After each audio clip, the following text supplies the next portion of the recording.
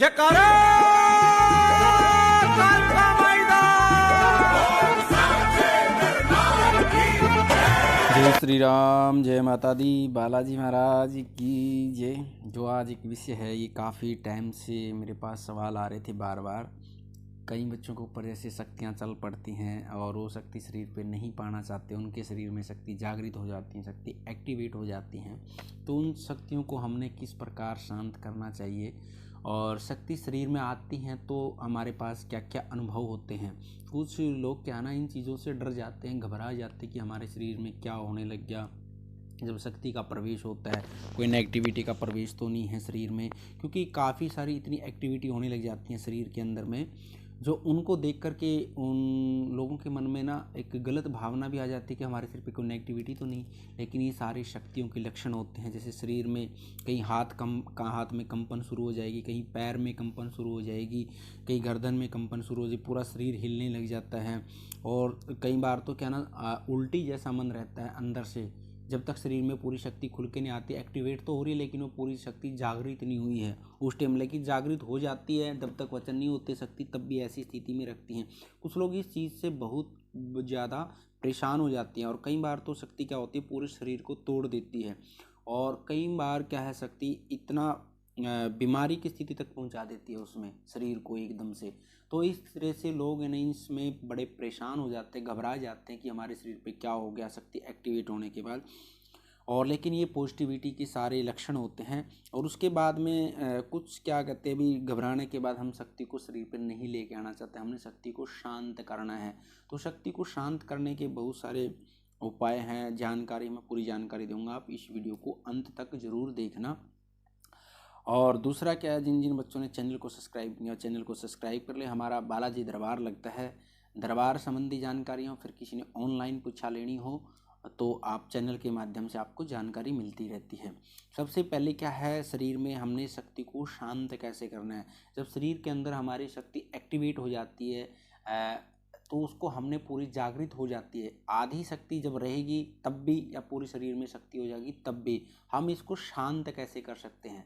यदि हमारे शरीर के अंदर पूरी तरह से शक्ति एक्टिवेट है और हम गुरु शरण के अंदर नहीं है, गुरु सानिध्य में नहीं है, तो हमने शक्ति को शांत कैसे करना है।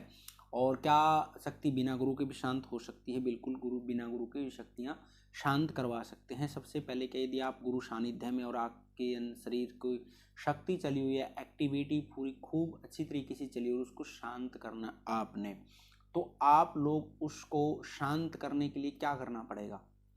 सबसे पहले तो क्या है, आप लोगों ने यदि गुरु सानिध्य के अंदर हैं और आपकी शक्ति जागृत है, आपकी वचन करती है, तो गुरु शरण में गुरु जी के पास जा करके उस शक्ति के वचन करवा करके उस शक्ति को शांत करवा जा सकता है, वचन भरवा करके, ताकि शरीर में दोबारा से शक्ति एक्टिवेट तो हुई लेकिन आपको बार बार वो चीज़ें परेशान नहीं करेगी। आप शक्ति को जब बुलाना चाहेंगी तब आएगी, और उसके बाद वो शक्ति आपको परेशान नहीं करेगी। और यदि आप बिल्कुल ही एक्टिवेट नहीं करना चाहते हैं तो आपको उसके बारे में भी मैं जानकारी दूंगा अंत तक इस वीडियो में।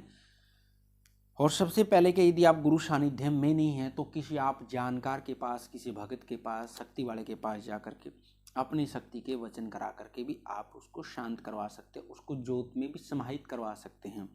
और दूसरा है, कुछ जैसे शक्ति शांत होने के बाद कुछ नियम भी रहते हैं। जैसे हमारे शरीर पे शक्तियाँ तो चल रही है, उसके नियम क्या रहते हैं। कुछ बच्चे क्या करते हैं, गलती करने लग जाते हैं, फिर शक्ति उनको दूसरे तरीके से परेशान। जैसे हमने भाई हमारे एक दूसरे से संबंध होते हैं कि हम हर जो शक्ति वाला आदमी होता है वो हर आदमी से संबंध नहीं बना सकता, संबंध की स्थिति में नहीं रह सकता। उस स्थिति में भी शक्ति उसको बर्बाद करना शुरू कर देती है। ध्यान रखना इस चीज़ का, क्योंकि हर स्थिति में हम किसी का झूठा कूठा या किसी से संबंध, एक को छोड़कर दूसरे तीसरे, या हर किसी आदमी से हम इन चीज़ों में अटैच नहीं हो सकते। यदि हमारे शरीर के ऊपर शक्तियाँ इस तरह से एक्टिव हैं या एक्टिव रही हैं, उसको हमने पीछे करना है। दूसरा क्या है, हमने शक्ति को शांत करने के लिए क्या करना पड़ेगा, धीरे धीरे हमने पूजा पाठ को कम कर देना है। शरीर में शक्ति आपके जहाँ से एक्टिवेट हुई थी वहीं पर आपकी शक्ति शांत हो जाएगी।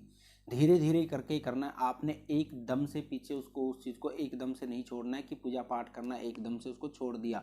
धीरे धीरे थोड़ा कम करते ही रहना है। व्रत कर रहे हो तो आपने व्रत कम करने हैं, यदि जप कर रहे हैं तो आप नियमित रूप से उसको थोड़ा कम करते रहना है। धीरे धीरे करके उसको कम लेके स्टेज पे आना, लेकिन शरीर में आपकी शक्ति रहेगी।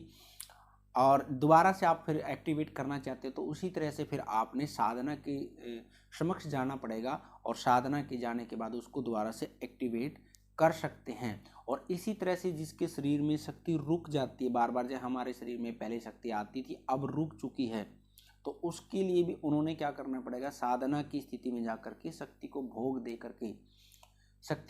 दे करके, या कहीं पर रुकावट कहीं तरह की होती है। यदि आपने पहले गुरु बनाया है और गुरु सानिध्य में चले थे, फिर गुरु त्याग दिया है, तो गुरु दोष लग गया, वो शक्ति इस तरह से आपको एक्टिवेट नहीं होगी जब तक आपको गुरु का त्याग नहीं करोगे अच्छी तरीके से जानकारी लेके संकल्प करके हमने गुरु का त्याग कैसे करना चाहिए, तो दोबारा से वो शक्ति जल्दी आपकी एक्टिवेट नहीं होगी और शक्ति आपको भटकाती रहेगी। और शक्ति एक्टिवेट न होने के कई बार हम शक्तियों को जो हमारे साथ में और शक्तियाँ भी चलती हैं, साधना तो करते रहते हैं दोबारा से एक्टिवेट करने के लिए, लेकिन कुछ शक्तियों को हमने भोग साथ में देना पड़ता है अन्य शक्तियों को भी, क्योंकि वो शक्ति नहीं फिर हमारी शक्ति को रोक देती है, हमारी शक्ति को बाहर नहीं आने देती। इसलिए उनका भी आपने यदि साधना कर रहे हैं उन शक्तियों को भी भोग देने की आपने आवश्यकता है, नहीं तो आपकी शक्ति एक्टिवेट नहीं होगी दोबारा से। और दोबारा से क्योंकि जब तक एक्टिवेट नहीं होगी आपकी शक्ति बीच में रहेगी तो आपके शरीर को तोड़ती रहेगी, शरीर में परेशानी करती रहेगी, आपका नुकसान करती रहेगी। जब तक उसको खोल के उसके वचन भरा के शांत नहीं करोगे या शक्ति से पीछे नहीं हटोगे तो दोनों तरह से वो आपको बर्बाद करके छोड़ेगी।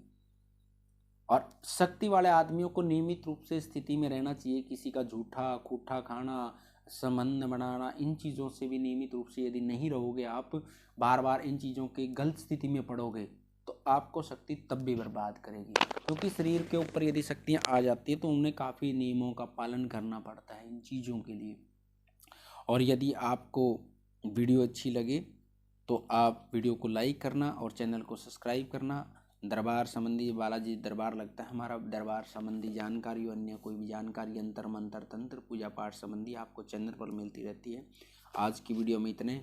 माँ भगवती और बालाजी महाराज कृपा